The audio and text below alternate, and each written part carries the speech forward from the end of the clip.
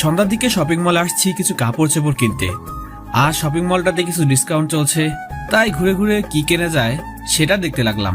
হঠাৎ করে কিছু একটার সাথে ধাক্কা লেগে পড়ে গেলাম।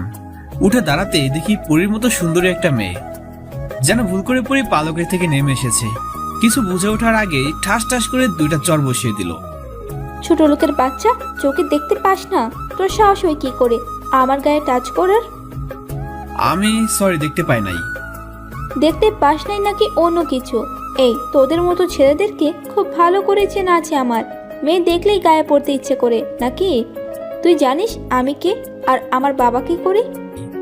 আমি সত্যি আপনাকে দেখতে পাই নাই, না দেখে ধাক্কা লেগে গিয়েছে। এমনিতেই ধাক্কা দিয়েছিস, আবার মুখে মুখে তর্ক করছিস। তোর অবস্থা দেখ কি করি আমি। মাথা নিচে করে দাঁড়িয়ে আছি, তখন একটা লোক এসে মেয়েটাকে বলতে লাগলো, ম্যাডাম প্লিজ একটু শান্ত হন। ছেলেটা মনে হয় ভুল করে ধাক্কা দিয়ে ফেলেছে, আর ছেলেটা মনে হয় আপনাকে চিনতে পারে নাই। বিষয়টা আমি দেখছি, আপনি এখান থেকে যান। লোকটার কথা শুনে মেয়েটা রেগে গজগজ করতে করতে চলে গেল। তারপর লোকটা আমার সামনে এসে দাঁড়ালো। এই ছেলে, তোমার কি জানের ভয় নাই?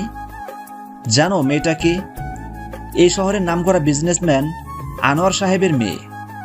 আমি আর একটু পরে আসলে হয়তো তোমার অবস্থা খারাপ করে ছাড়তো। এখানে যা করতে এসেছো সেটা করে চলে যাও। একথা বলে লোকটা চলে গেল। ও, আপনাদেরকে তো আমার পরিচয় দিই নাই। আমি নীল, এই শহরে নতুন এসেছি, তেমন কিছু চিনি না। আর এই মেয়েটাকেও প্রথমবার দেখলাম। আমি তো আর ইচ্ছা করে ধাক্কা দিই নাই, তবুও কেমন আচরণ করলো দেখলেনি তো। যাক, যা হবার হয়েছে। শপিং করার মুডটা নষ্ট করে দিল। প্রয়োজনীয় কিছু জিনিস কিনে বাসার দিকে রওনা দিলাম। ছোট্ট একটা বাসা ভাড়া নিয়েছি শুধুমাত্র নিজের থাকার জন্য। এই শহরে আমাকে কেউ চিনে না। কথা বলতে বলতে বাসায় চলে আসলাম। ঘেমে নিয়ে একেবারে একাকার হয়ে গিয়েছি। ওয়াশরুমে গিয়ে শাওয়ার নিলাম, তারপর রাতের খাবারটা খেয়ে নিলাম, তারপর বিছানায় শুয়ে পড়লাম। তখনই ফোনে একটা মেসেজ আসলো। মেসেজটা ওপেন করে দেখি কলেজের অ্যাডমিশনটা হয়ে গিয়েছে।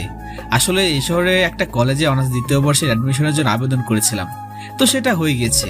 কাল থেকে ক্লাস করতে পারবো, তাই তাড়াতাড়ি ঘুমিয়ে গেলাম। সকালে ঘুম থেকে উঠে নামাজটা আদায় করে নিলাম, তারপর খাবারটা খেয়ে নিয়ে ড্রেস পরে নিলাম। নিজে ইচ্ছা করে কম দামি পোশাক পরলাম, তারপর চুলে তেল দিয়ে ভালো করে আঁচড়ে নিলাম। একদম খ্যাত লাগছে। যাক, এবার ঠিক আছে। কলেজের দিকে পা বাড়ালাম। ভিউয়ার্সরা হয়তো ভাবছেন কি জন্য খ্যাত হয়ে গেলাম। নিজেকে এমনি এমনি কি কেউ খ্যাত সাজাতে চায়? গল্পের সাথে থাকুন, সবটাই বুঝতে পারবেন। বাসা থেকে কলেজ বেশি দূরে নয়, মাত্র 5 মিনিটের রাস্তা। তাই কলেজে পৌঁছে গেলাম। গেট দিয়ে ঢুকতেই সামনের দিকে চোখ পড়লো। আরে, এ তো দেখি